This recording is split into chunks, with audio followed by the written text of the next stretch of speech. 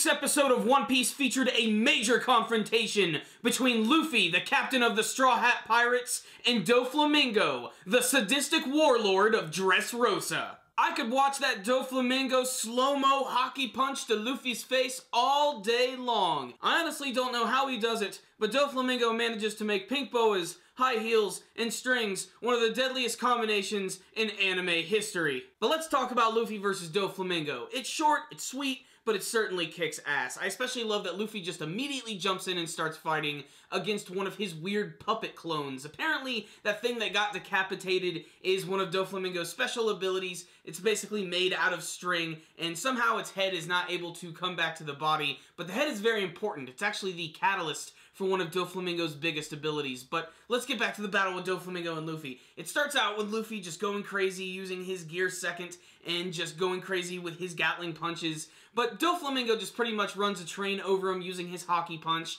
with a direct hit right to the face, which sends him flying and skidding across the castle courtyard. And let's not forget the scene where he completely just cuts the entire top of the castle off with just a single kick. That was awesome.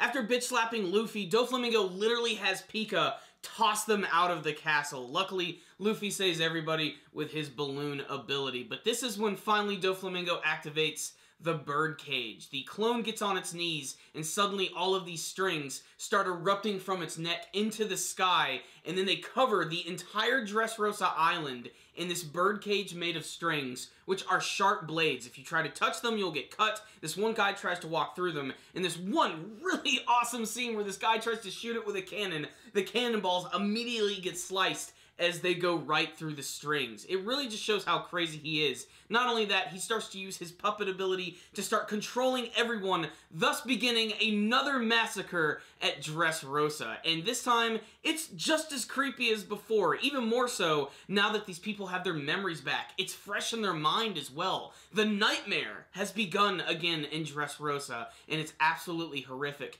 And it just proves yet again that Doflamingo is the most psychotic and sadistic villain in all of One Piece. To me, he's like the Frieza of the series, and that is really why I just cannot wait to see Luffy finally wail on him. It is going to be all the more satisfying. So what's the rundown? On this week's episode of One Piece, it was beyond classic. I think this is just one of those really good, well-paced episodes that had really great doses of action, and we really just got to see how crazy Doflamingo is.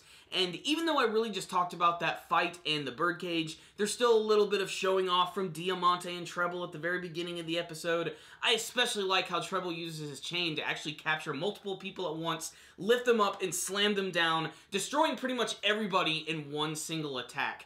Diamante, Treble, and Pika really are the strongest members of Doflamingo's army, and they're really going to be the big goons to defeat before we get to the final boss that is Doflamingo. But Doflamingo this week was just so charismatically evil and awesome. The overall destruction of Dressrosa as well is outright disturbing, and honestly, it didn't feel that way when I was reading it in the manga. The scene where Pika literally destroys the foundation of the castle and moves around, and then the flower field starts erupting into the sky, and it starts pulling all of Dressrosa into it, it's really messed up, because obviously he just killed hundreds, possibly thousands of people with that single attack, and he's still trying to control people. And wasn't that awesome when he tried to get Fujitora and he just immediately caught the string in mid-air?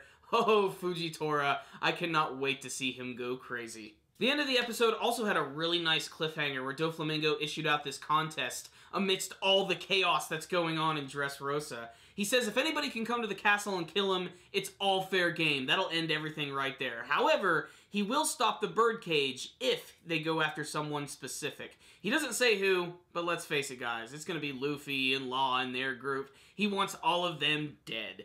So, this week's episode was just freaking awesome. Great animation, good artwork, the action scenes were really exciting, Doflamingo was incredibly sadistic, seeing Dressrosa go back into a massacre was just outright disturbing, and the pacing of this week's episode I think was just handled really well, and this is the part of this arc where things just go insane, and a lot of fighting, and just craziness. So I'm excited right here. I loved this episode. This is one of my favorite episodes of Dressrosa, one of the most chaotic episodes of One Piece, proving yet again that Doflamingo is one of the most evil villains in all of One Piece. So I'm going to give this week's episode a 5 out of 5. I loved it. If you like the One Piece manga series or you've been following the anime version, you must check out this week's episode. It was awesome. Thank you guys for watching my review. If you like this video, please give it a thumbs up and like the video, and make sure to share it with all your friends. And before you guys leave, please tell me what you thought about this week's episode of One Piece. What did you think of the battle between Luffy and Doflamingo and the Birdcage? And what do you want to see from the rest of the Dressrosa arc? Remember, you can also subscribe to our channel by clicking on the channel icon right up here. You can also follow us on Facebook and on Twitter. And before I go, I just want to make a quick announcement about my Rolling Girls reviews. It's a brand new anime series. It's called The Rolling Girls, and it's a series that really hasn't been gelling with me too much. Despite that, I still really like the art style of it, and I didn't want to drop the reviews entirely. So instead of doing like full-on single episode reviews of them, at the end of my One Piece anime reviews, at the very end, I will do a real quick-fire review of the episode of Rolling Girls. So stay tuned for that at the very end of this video. It's going to be really quick and really simple, but it's going to be there for people who want to hear my opinion about the series. I just don't really, want to make a big video about it. But this way, you guys can see it, and it's all good. So thank you again for watching. Super Kami Guru 9000, out.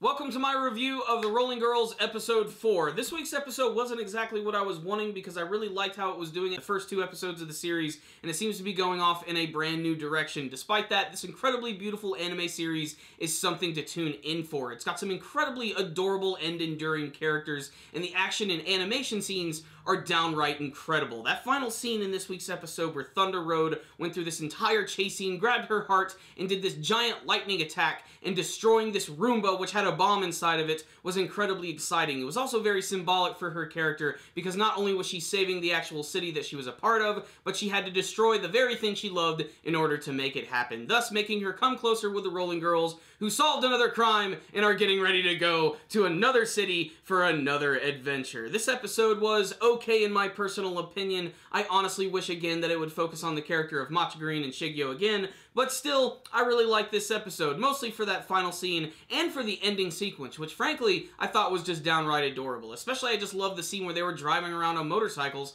talking about music they liked. It was a very simple scene that didn't really go anywhere, but I actually liked seeing the dynamic between the characters. I thought it was handled really well. So this week's episode, honestly, was pretty good, despite the fact that, honestly, I didn't really like the first half that much. Still, I see a lot of promise in this show, and it's certainly very appeasing to the eyes, and it's just very beautiful to look at. So, The Rolling Girls, Episode 4, gets a 4 out of 5. Check it out, guys. Good stuff. Thank you again for watching. Super Kami Guru 9000, out. For real this time.